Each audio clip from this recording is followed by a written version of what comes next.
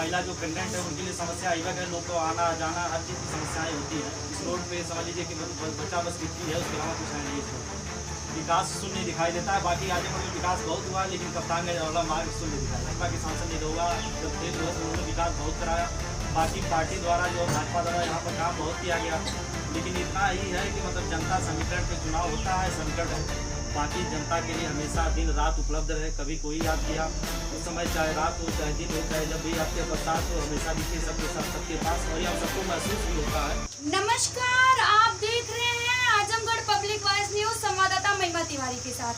आज हम उपस्थित हैं आजमगढ़ जिले। यहाँ पर हमारे साथ उपस्थित हैं टहरवादितपुर के ग्राम प्रधान आशुतोष सिंह जी। हम इनसे बातचीत करेंगे अपने देश के लिए चुनाव के मुद्दे को लेकर के। अभी वर्तमान समय में नरेंद्र मोदी जी को तीसरी बार प्रधानमंत्री चुना जा चुका है, इसको लेकर के चर्चा करेंगे। सबसे पहले आप अपना संक्षिप्त परिचय दीजिएगा। मेरा नाम आशुतोष सिंह, हम लोग की विधानसभा अतरौलिया है, उत्तर प्रदेश से हम लोग बिलोंग करते हैं। वाजिब उम्र प्रधान वर्तमान में कोलसा ब्लॉक हम लोग का। और आपके चैनल पे सभी जो दर्शकों को प्रणाम करते हैं। जो भी समस्या हो, हम यह उम्मीद करते हैं कि प्रतिनिधि जो हमारे विधानसभा के हैं, जो है संग्राम यादव जी, और हमारे लोकसभा के जो इस समय जो वर्तमान सांसद हैं, उन सबसे यह हम लोग अपेक्षा करते हैं कि वह जाएंगे, जो है सदन में यह बात मांग रखेंगे और अधिकारीगण जो है इस पर कृपया काम करने की कोशिश करेंगे। यहाँ की जनता को बहुत समस्या इस रोड से होती है। मान लीजिए महिला जो प्रेग्नेंट है उनके लिए समस्या आई है, लोग को आना जाना हर चीज़ की समस्याएं होती हैं। इस रोड पे समझ लीजिए कि बच्चा बस गिरती है, उसके अलावा कुछ है नहीं। इस रोड पर विकास शून्य दिखाई देता है। बाकी आजमगढ़ में विकास बहुत हुआ है, लेकिन कप्तानगंज वाला मार्ग शून्य दिखाई देता है।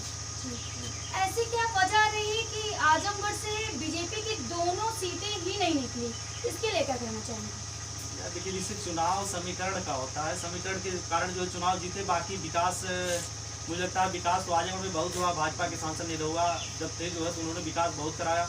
बाकी पार्टी द्वारा जो है भाजपा द्वारा यहाँ पर काम बहुत किया गया, लेकिन इतना ही है कि मतलब जनता समीकरण पे चुनाव होता है। समीकरण भारी था, उनका जनसंख्या भारी हो रही थी।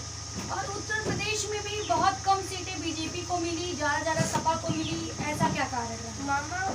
ज़्यादा सपा जैसे जनता उनके फेवर में थी, और जनता फेवर में थी। उसके बाद उन्होंने जैसे पहले से ही सपा का गढ़ रहा है जो है, उसके अलावा जनता फेवर में थी। समीकरण भी उन्हीं के अनुसार था, इसलिए चुनाव जीत गए।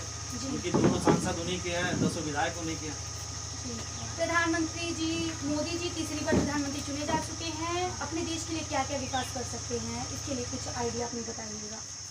देश के लिए जैसे देश का सम्मान गौरव बढ़ा है। मोदी जी जो दोनों कार्यकाल उनका शानदार रहा, उसके बाद जो है उन्होंने मतलब उस कार्यकाल में भी जो है अपने देश का नाम और गौरव बढ़ाया। जो लोग वहाँ पर रहते हैं, जो यहाँ से विदेश में जाते हैं, उनको यह महसूस होता है।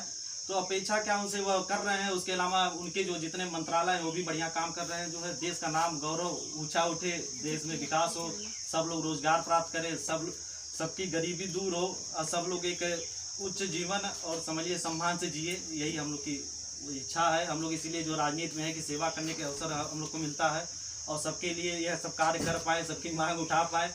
और मान लीजिए मोदी जी हैं तो वह देश के लिए कार्य कर ही रहे हैं।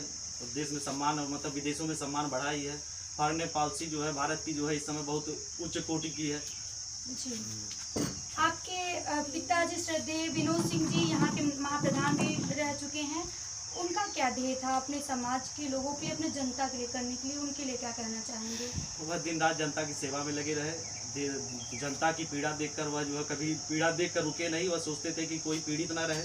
बाकी जनता के लिए हमेशा दिन रात उपलब्ध रहे। कभी कोई याद किया उस समय, चाहे रात हो चाहे दिन हो, चाहे जब भी आपके बरसात हो, हमेशा दिखे सबके साथ सबके पास। और यह सबको महसूस भी होता है। यहाँ की जनता से कोई इस क्षेत्र में जो है 10, 20, 50 किलोमीटर तक पूछने वाला है तो बता सकता है। बाकी उनकी शव यात्रा ने यह साबित कर दिया था कि वह एक जनसेवक थे। 25 किलोमीटर की शव यात्रा पैदल, भारी संख्या भीड़ थी, जो लोग जो है पैदल लेके चले गए। गाड़ियाँ थी फिर भी उसके बाद भी लेके चले गए। बहुत बड़ी बात है आज के समय में। तो इस शव यात्रा ने जो है मतलब साबित किया कि वो अच्छे सच्चे समाज सेवक थे, और लोगों ने उनका भी अदा किया। और लोगों ने वैसा ही प्रेम देते हैं। लोग जो है कोई घर ऐसा नहीं बचा जहाँ मैं जाता हूँ तो यह महसूस होता है कि मैं अपना घर छोड़ के किसी घर आया हूँ। यह लगता है कि यह घर भी मेरा घर है। इतना लोग प्रेम देते हैं। आज मेरे पिता की देन है।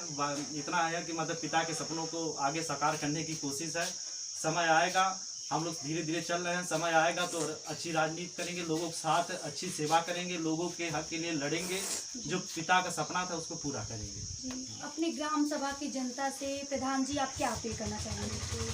अपनी ग्राम सभा की जनता से यही अपील करना चाहेंगे कि वर्तमान परिस्थिति जो है इस समय वर्तमान परिस्थिति इस समय जून का महीना है, गर्मी की जो है हम लोग देख रहे हैं कितनी गर्मी ज़्यादा है, पर्यावरण प्रदूषण के कारण जो है, उसके अलावा पेड़ कटने के कारण पर्यावरण दूषित हो गया है। हमें यह चाहिए कि सबको जो है मतलब भारी मात्रा में पेड़ लगाएं, क्योंकि बारिश का मौसम आने वाला है। मुझे लगता है 20 जून को दिखा रहा है यहाँ पे मानसून सक्रिय हो जाएगा। तो यह मौसम है कि जहाँ पे हम लोग पेड़ लगाते हैं, जो हरा भरा पेड़ तैयार होता है, जो आगे आने वाली पीढ़ियों को यह जो दुखदायी समय हम लोग को देखना पड़ रहा है, जो 50 डिग्री 52 डिग्री आने वाले समय में और परिवर्तन होता जाएगा, घर में बैठना पड़ रहा है, यह पीढ़ियों को नहीं देखना पड़ेगा।